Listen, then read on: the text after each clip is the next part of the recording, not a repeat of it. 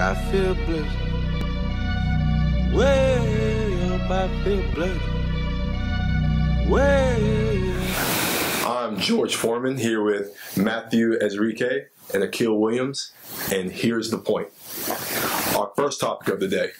We're at mid-season in the NBA basketball season, and we're starting to see a lot of players really shine. Who, to you, Akil, let's start with you. Who is the MVP of the league? This coming off Harden's amazing performance, 45 points, 12 rebounds? 12 rebounds against the Suns last night. Yeah. That was quite remarkable. I have three people. Okay. I have three people on my list. I have James Harden, I have Stephen Curry, and I have LeBron James on my list.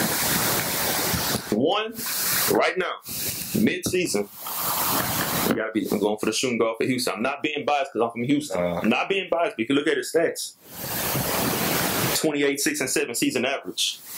That's remarkable. Multiple 40-point games this season. He's on pace to average career highs in points, assists, and player efficiency rating. He also leads the league in points per game and win shares with 10.9, almost 11. Okay. I'm not taking anything away from Stephen Curry. Stephen Curry is having a heck of a season. He has the best record on the West. Yeah, 41-9. 41-9. But at the same time, you take off James Harden. Remember, we're going off the award called the most valuable player. To me, I feel he's the most valuable player right now to this team. Remember, look at last night. You seen the game last night against the Suns. He took a scary fall. Yeah. He hurt his shooting elbow. When he got that game, Phoenix made a run. Right. I understand, he's going against who's holding him? Abe Bledsoe. Right. I understand all that. But chemistry in one game can't really define. Yeah, it do. But I feel that James Harden right now is mid-season MVP. Now we got to look at LeBron James. Start the season, we had, LeBron, Kyrie, Kevin Love. The chemistry issue. It's still going to be chemistry. Every great team, you got all great players, but it's still chemistry. Right. Still got to have chemistry. They was 20-19. People panicking. I'm just sitting back like, calm down. It's only the first half, so first quarter of the season. Are you saying that it's a debatable concept between James Harden and LeBron? Who means more to their franchise, and how does that? Let you follow up on that. What does record and value to the franchise mean compared to individual performance? Well, and based on those factors, who do you call your MVP? My MVP is Stephen Curry, because the way I see it, you're in the Western Conference. You have to face Russell Westbrook. You have to face Chris Paul. You have to face Rajon Rondo. You have to face Tony Parker. 41-9. Steve Kerr's the new coach. He takes over from coach of the year. He takes over for Mark Jackson. You say that James Harden is the most valuable player. I believe Steph Curry makes Golden State Warriors go. If Steph Curry goes down, Golden State is not successful. James Harden. You average 9 assists. You average 23 points a game. You're on top of the lead in free throw shooting. You're the best 3-point shooter in the game. You know where the ball is going at the end of the game. Yep. He is the best point guard in the NBA. No doubt. He's the best point guard in the NBA. But you look what James Harden is doing. He's the best shooting guard. But you look at Kobe. He's not here. You look at Dwayne Wade. He's not healthy. Okay. But Stephen Curry is bringing it every night. He's definitively the best point guard in the NBA. Now, on that point, you're looking at individual performance and what that person means to the league. Who is the better team?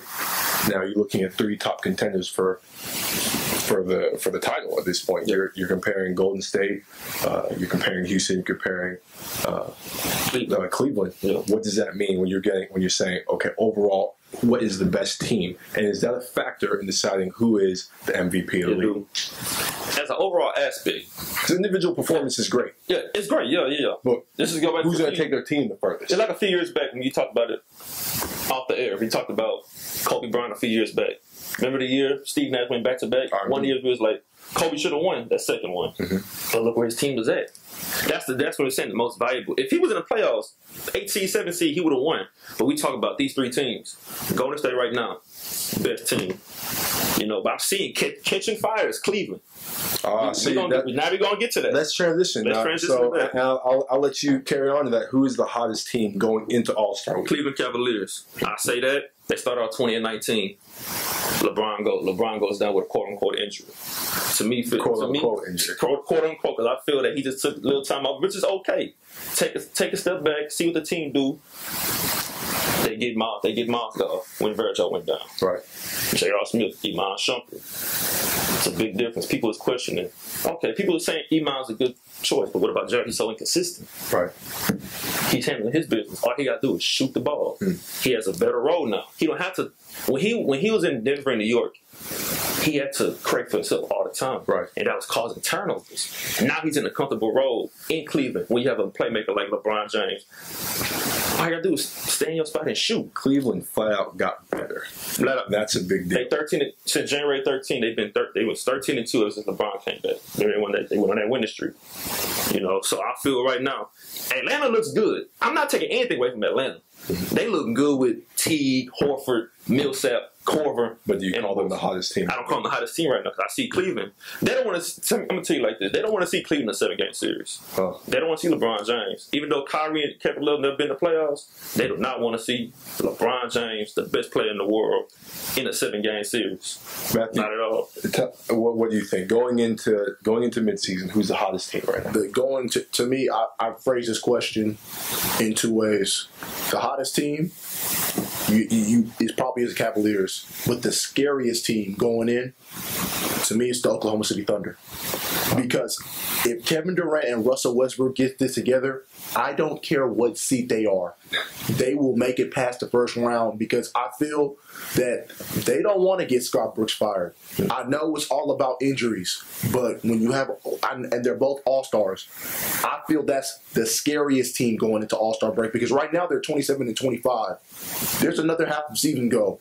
Kevin Durant and Russell Westbrook, I believe Russell Westbrook, if the Oklahoma City was above 500 right now, Russell Westbrook will be in my top 3 right now in the MVP. Because to me, I call Steph Curry the best point guard, but Russell Westbrook is the scariest point guard. That's a bad Russell Westbrook is the scariest point guard. So I believe Oklahoma City, that is the scariest team after All-Star break because I believe they're going to get it together. Scott Brooks, Serge Ibaka, Steven Adams is going to play physical. Jeremy Lamb, I just don't know what they're going to do with Reggie Jackson. Right. Because ever since they have acquired Deion Waiters, I don't know what they're going to do with Reggie Jackson. That's going to be tough. That's going to be tough because, you know, they fighting for minutes right now, so it's going to be tough. They could possibly work together when Russell, you know, go off the court and Reggie come in and Deion play the 2. That's going to be tough. We're going to have to wait and see. It's still, like I said, it's still early. That's a good point. It's not about how you start at this point. It's how you finish and how to carry that heat from All-Star. That's why I see why people panic about Cleveland all the time. Why they panic on LeBron James all the time? Jesus Christ. They lose to New York, they lose the championship. I feel like LeBron James, like, to me, in my eyes, they're just not, a lot of people, I know that LeBron is the best player in the world, but in my eyes, Budenholzer, let's take him for example. You're talking to Greg Popovich, who beat LeBron James in his last NBA Finals. Popovich definitely showed who's in charge. Yeah. What makes it seem that he's not giving Budenholzer a few pointers? Because to me, I understand that, you know, Kyrie and Kevin Love haven't touched the big stage. Atlanta almost beat the number 1 seed last year. Yeah, they did. Took them to 7, and this is without Al Horford. They have Al Horford back. Yeah, Roy was playing like a punk, you know. Exactly. He wasn't playing like he was regular season. He was playing soft. If he was playing like he was in the regular season, it'd have been a sweep almost. Right. But he's playing like a punk. So I mean, exactly. You know, myself ain't no punk. Let me tell you something. He got dunked about Blake Griffin, but he's still not a punk. Overall, we're saying we have to decide who's the hottest. Are we saying that Oklahoma is the hottest because they can maintain I believe the Heat going out of All-Star? I believe they're not the hottest, but they're the scariest. Got it. That's what I believe. Yeah, I believe they're the scariest. I believe they're the scariest team. We're back. I'm George Foreman here with Akil and Matthew, and here's the point. Our topic now, the call that Pete Carroll made in the Super Bowl. I hear a lot of people talk about, was it a good call? Was it Russell's fault? Was it a good route? Was it a good defense? I'm going to ask you, Akil, was it a good call? Let me take a moment real quick. I cried when the Tennessee Titans lost at the 1-yard line to the Rams. I cried when Miami lost to Ohio State in the championship. Yeah. I cried when The Rock lost to Stone Cold in the championship. Yeah. I cried when Undertaker lost his streak Well, I didn't cry with the wrestling matches, but y'all get the point. Yeah, I get it. Upsets. Seahawks. They were driving down the field. The pass to Marshawn Lynch. 2-minute warning. The famous catch. Jermaine Curse. It happened to the Patriots with David Tyree in the same exact stadium. After that play, Marshawn Lynch runs for a quick 9 yards. He's at the 1 yard line. Everybody in the building knows, and everybody is watching this game, knows that the Seahawks is finna win the Super Bowl right here. I'm in my house with my nephew. We running around. Oh, Seahawks finna win the Super Bowl. I don't like the Patriots at all. So when that happened, it was exciting. The play. That's how you could call it. It's the play. The play. Then you have Russell throwing the ball to, was it the man that was hot that I forgot his name right now, but we're going Matthews. There you go.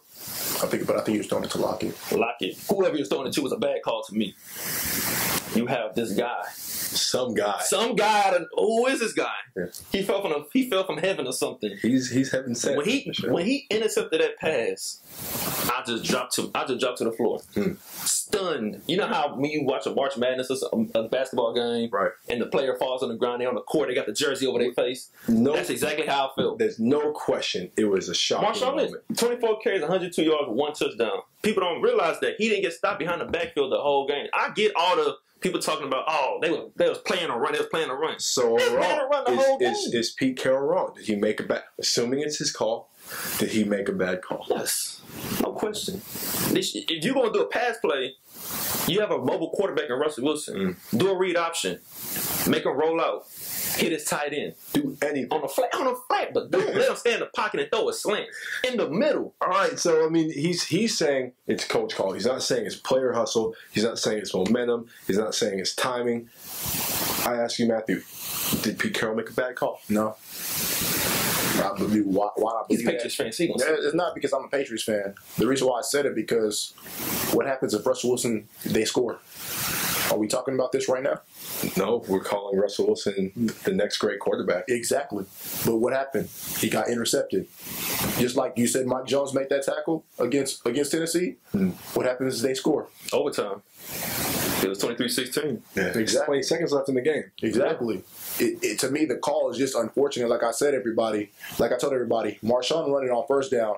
They're expecting him to run it on second down. But Pete Carroll even stated he was getting the ball on third and fourth down. He stated that, but I believe that. Like they were gonna have to, if it was 4 down territory, they were going to have to pass the ball at least one time. But was it a bad call, though? Was it a bad call? I believe it wasn't a bad call because you just gave the ball to Marshawn Lynch on first. A slant through the middle. I mean, if you throw a fade, I can see you throw a fade, goal line fade. It's one thing to be in the red zone, throw a slant in the middle, but be at the... They were there. He can put his fingernail past the line. I'm going to interject and weigh in an opinion just on this topic because I think player hustle is an important factor on this. That defender... He made a good play. Exactly. He went through the receiver to the ball and came down with it. He wanted it more. Exactly. He did. So I think that's an important thing to consider. Is it a good call when you have Marshawn Lynch averaging what 5 yards a carry? He didn't get stopped behind the backfield either. That's an important thing, but you have to keep in mind it was a good route. It was a good pass. Exactly. The defender just wanted it more. Exactly. Look, I'm gonna tell you this: the whole playoffs was full of controversy. Going to the Detroit-Dallas game. Yeah. We know what happened with that. Dallas and Green Bay. Dez Bryant gonna be forever. He's gonna be forever known for that play. No matter what he do, he's gonna be forever known for that play. The Super Bowl. Now, as you talk about the topic, we're going to talk about controversy for a second. So coming off Super Bowl win and the deflate gate and the spy gate and the white gate and the black gate, whatever Belichick and Brady are up to, what does that mean to the legacy of Tom Brady and the New England Patriots? Tom Brady. As a Super Bowl champion, Tom Brady. He's the greatest ever. Ooh. I've always said, if he wins this, he's the greatest ever. Because Spygate, I believe he lost Super Bowl. Deflategate, he still answered 28 points in the first half, right? Against the Colts with a deflated ball. The last time I checked, the second half, they still would have won the game anyway. It wasn't defense gate. That defense. The defense is horrible. The defense is horrible. Exactly. So, like, I don't have Tom Brady. Legacy stands. The legacy. He's the greatest ever. All right. That was a kill. Like we talked about Jerry Rice. As far as you have all the numbers, but if you got to cheat to get to the top, I don't see it. You know, and I just feel that you can't talk about the greatest ever. We still got the man from San Francisco, Joe Montana. I mean, now We still have Joe Ma. We do. You know, But but like I said, statistically, where is Joe Ma now? Exactly. Joe Ma is number 2 statistically. Exactly. Now, Tom Brady. Yeah, because don't get I me mean, wrong. it's Still he tough. wasn't deflating I'm not balls that saying- we know of. You know, but like we're all at Jerry Rice. He had Jerry Rice. Think of Jerry Rice, right? if it goes down, let's just say weeks later that before the season starts, that they did do the deflating and all that. For how long? Because there's people coming out. Oh yeah, they did it back with Marshall Falk. He came out saying that they did some stuff in the Super Bowl. A lot of people coming out like, oh, that's some suspicious stuff. Right. Some suspicious things going on with the Patriots. But as far as Brady legacy, I still want to put him as one. I still want to put him as the greatest. Me personally, I can put him over Elway. I can't put him on Montana. His overall legacy does. It's gonna be a dark cloud. It's a dark cloud. It's a dark is cloud it an over. asterisk? Is it a dark cloud or an asterisk? I mean, do you discredit his accomplishments because of the controversy of his team's choices? Oh, his choices, because at the same time, deflating. He knows You know what's up. And then think about the running backs as plays a part too. They don't have the best. They never had the best running backs. LeGarrette Blount, Corey Dillon, and all that. Right. Just think the past few seasons, the turnover ratio with fumbles. They only fumbled the ball one time out of 177 snaps. 177 snaps. So is that deflation or is that That's not a great discipline? Nah, I don't say it. It's hard to say because if that's the case, they look at LeGarrette Blount's stats when he was with Pittsburgh. Did he fumble the ball over there? So let's get a final rule. Tom Brady's legacy, is it tainted or is it still pristine? That's a right. Yes We or don't. no? There's no Yes or no? Without Tom ruling Brady's right now. legacy damage? Yes or no? Right now, it's not damaged, but when it comes out, No. it's tainted. Matthew? Of course not. All right, that's the ruling. Let's just see what comes out. We're going to take a break again, and when we come back, we talk Jerry Rice. Thank you. I'm George Foreman here with Akil and Matthew, and here's the point. The next topic we're going to go into, we're going to talk about Jerry Rice's statements about his gloves. Where does he match up against a couple other players in history, and does that taint his legacy? When I found out about it last night, I'm doing my homework. Sitting at my computer doing homework, watching the Rockets and Suns game. I get a phone call from Matthew. Hello. Damn, heard about Jerry Rice? No, what happened? Hey, stick 'em gloves. I said, what? Stick 'em? I thought it was banned from the league. Yeah, he admitted he used it. I'm like, so I thought about it. I had to go back and look at the stats, historical wise. This man has untouchable and unbreakable records. Nobody's catching. Nobody. Let's go down and look Give us at a couple. Let's look at it. Catches. He has 1,549 catches. Number 2 is a tight end by the name of Tony Gonzalez. Some people know. Some people know. If you don't know, look him up on YouTube. 1,325. That is a 224 difference. Yeah. Let's go to yards. 22,895. Exactly. Terrell Owens is after him, 15,934. That is almost 7,000 yards difference. So your point that the gloves gave him an advantage. The gloves over give a Rice. point, like I say, with cheating. You know, anything that has an edge is always cheating. You know, but at the same time, he still has to get open. Right. You know, that didn't phase a great corner like Deion Sanders. Overall, I mean, you got to make a decision. Is Jerry Rice a cheater? Does that taint his legacy? Yeah, they do. Yes. In my eyes, they do. Yes. If I say yes, Stick them. stick him. Stick them. Matthew, let's see. Is Jerry Rice a cheater? No. Because at the end of the day, he came to work, and people understand. You look at all those records. Do you count the durability, the games he's played? Other star receivers have missed games. Jerry Rice, sometimes season starts in season starts in September. He plays all the way to January, all the way to January and February. Durability. Tony Gonzalez, he's not hired because I know Tony Gonzalez had an injury to season. Michael Irvin, injured season. Randy Moss has had an injured season, or the situation they've been put in with bad quarterbacks. So I don't call him a cheater because at the end of the day, he went out there every time to play, hurt, injured, anything. He's going out there to play. What? He stuck his hand out.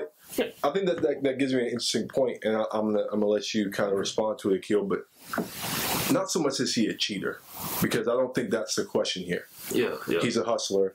He's an athlete. He's a competitor. Did Jerry Rice have an unfair advantage on his competition? That's the question. You can. I'm not gonna say overall. Like unfair advantage. Yeah, unfair advantage. That's the best. That's the better way to say it. I'm not gonna just say, "Oh, Jerry Rice a cheater." No, because he's still. It's not he's doing. If he's not getting juiced up, he's not taking PEDs. Just stick him. It just give him an edge. Mm-hmm. But I mean, an unfair edge. An unfair edge because it was banned from the league. That's all I'm saying. You know, if it wasn't banned from the league, like everybody could use it. Yeah. But you have other people saying that Chris Carter hasn't used it. He's still catching one-handed passes. We don't know if Michael Irvin or Randy Moss used it. We don't know yet. We don't know. They haven't come out and made statements. It's gonna be hard. But what's he gonna say? He's a Patriots fan. You know, they cheat. Unfair advantage. But to me, it's not even about the unfair advantage. It's a mystery. Did you ever think about it? Like, if he didn't have the sticking, would he still would have caught those balls? So exactly, we don't know. So to me, it's all about a mystery. You stick him. Is it advantage to catching the ball? Yeah, but at the end of the day, he still had to make those catches and contort his body. The quarterback could have overthrown him. That doesn't mean, he has stick him. The quarterback could have missed him. He has stick 'em, but you're not catching everything just because you have stick 'em. But you have it on your gloves. I'm not saying it's right, but you have it on your gloves. But at the end of the day, he's still putting in the work. He's still practicing those catches. I'm just saying. Last point. I'm done. Last point. I'll give you the last. It's just almost an unfair advantage. It just makes him look bad because I remember weeks ago when the Super Bowl happened, and he was saying that about the deflate game about the Patriots. Right. He was calling them cheaters, but now he's talking about he admitted using the sticker. Now, what that make him look like? That's all I'm saying. It's worth questioning. That's all I'm saying. Now, let's transition from that topic from Jerry Rice and go right into Beckham. Odell Beckham. Okay, all right. So now we're talking on the topic of catches, and Jerry Rice is catching in a stick and glove. Let's go right into the catch. Who had a better catch in the big game? Was it Odell Beckham or was it Jermaine Kearse? That's tough. I mean, I'm not gonna, there's only one catch. It's only one catch. It's only one catch that matters. Kearse is in the bigger game. If the Seahawks would have won, that catch would have been bigger. That catch was pointless because they lost the game. Right. That's how when I look at stuff like that, who had the better, who whatever, I look at the monumental effect. I look at what's that graph. They both lost the game. They lost to the Cowboys. Yeah. To Odell Beckham. They lost to the Patriots. If Jermaine Kearse would have finished that game off, to me, I would have thought that would have been a better catch. But that Odell Beckham catch was something serious. It was something fantastic. It was something worth looking back hundreds of times. It shut my Super Bowl party down. I'll tell you that. It was silence in that room. That Odell Beckham, that one-handed catch, he had to reach up opposite side of your body to catch the ball. That is ridiculous. So I'm going to end it off right there. Odell Beckham. Matthew? I agree with Odell Beckham because you see Jermaine Kearse. People are going to remember that catch. I kind of compare it to the Antonio Freeman catch on Monday night. Yeah, it's Minnesota. Yeah. So I can compare it to that. But at the end of the day, people are still talking about Odell's catch till this day. Jerome Kearse, he had a nice catch.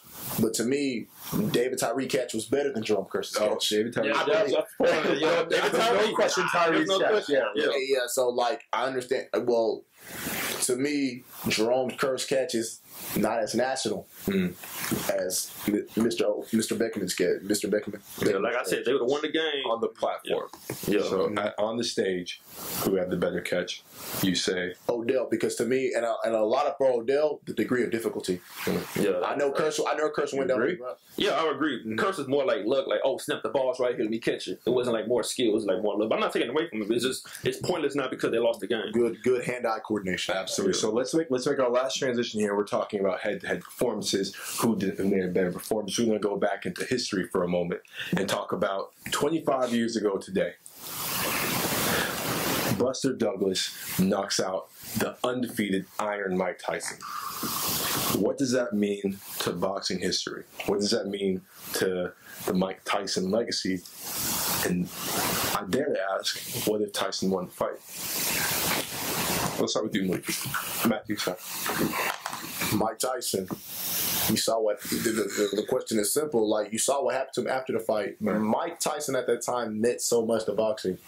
Everybody, to me, it was three. I call it the three Mikes in that era. It was Michael Jackson, Michael Jordan, and Mike Tyson. He was an immortal. He was an immortal. Like, he was unbeatable. He went out there. Buster Douglas knocked him out. After that, Ran out of gas. Exactly. It changed it just changed the perception of boxing. Like, you look at Floyd Mayweather today, everybody's like, oh, he's unbeatable. He's unbeatable. Ali, he's unbeatable. He's unbeatable. Tyson was in that category. He was going to be in the Mount Rushmore of boxing. Yeah. And that fight, I think, caused him, like, he's still one of the greatest, but that could have elevated him in a platform, and I hate to say it, with Ali. It may have, but I know Ali had tougher competitors in his era, but like, Mike Tyson was that dominant that. Now now that history has told his story, we can look at the fight, we can look at the situation. We heard Mike Tyson talk about where he was in his life and the conditions under which he was training or not training, and what advantages that gave Buster Douglas. The odds were simply in Buster's favor. What does it mean to Mike Tyson that he lost? Not that he lost, but that he lost to Buster Douglas, and what Buster Douglas is in boxing history, which is invisible. Yeah, I'm gonna go back a little bit farther than that. Before that fight, Tyson coming into the heavyweight class was scary. He was scary. Tyson walking into a room right now. This dude Mike Tyson had this intimidating look. Right. He would mess you up so bad. After the fight, he'd be like, he give with his voice. You okay, man? A hug and a kiss. A hug and a kiss. Oh man, hug and a kiss. Lennox, Hi guys, that's him. Lennox Lewis. Right. Lennox Lewis. So going into that fight, I wasn't around at the time, but I still seen that fight. Because Tyson, personally, my favorite fighter of all time. He's my favorite. That was the biggest upset, not only in boxing, but you can say in sports history too as well. And the thing about it is, now people know his trainer, Customata. Yeah, Cuss was gone. Cuss was gone. Yeah. Let's get somebody else new. Exactly. So that kind of played a part too with that. Yeah. So it was a sad thing because ever since then, Douglas went kind of downhill, started gaining weight. Yeah. We didn't hear from him ever since. It's always that unsung hero, like we spoke about earlier in the show. Tyson getting in and out of trouble. It's a lot of things. It was a lot of theories going around the town, but There's no question that loss restructured the entire future of boxing. Yes, it did. I will ask you this, and I'll let you, Matthew, and then I'll give you the final point. The final point is that Douglas knocking out Mike Tyson, is that the biggest upset in sports history?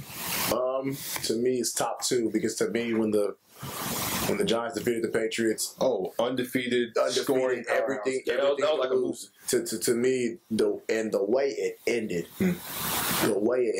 that's just.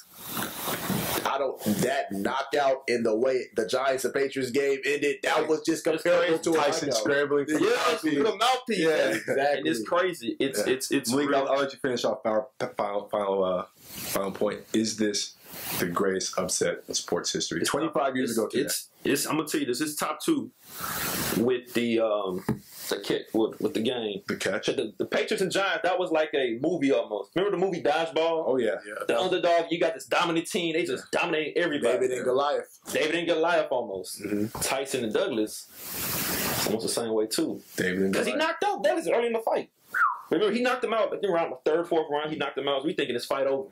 He comes back and knocked him out like with 9th round. And to me, I always wondered. I always said, why did Tyson never get his rematch? Because I think that if he would have fixed that against Douglas, and beat him, it would have been a different story for just a legacy standpoint. But that's a legacy story. We can talk about those. I'd love to hear the experts compare the loss, Tyson losing to Douglas and Foreman losing to Ali. I'd love to hear that comparison. Maybe that's the only thing we'll talk about next time. Thank you guys for joining us. I'm George Foreman here with Matthew and Akil, and here is the point.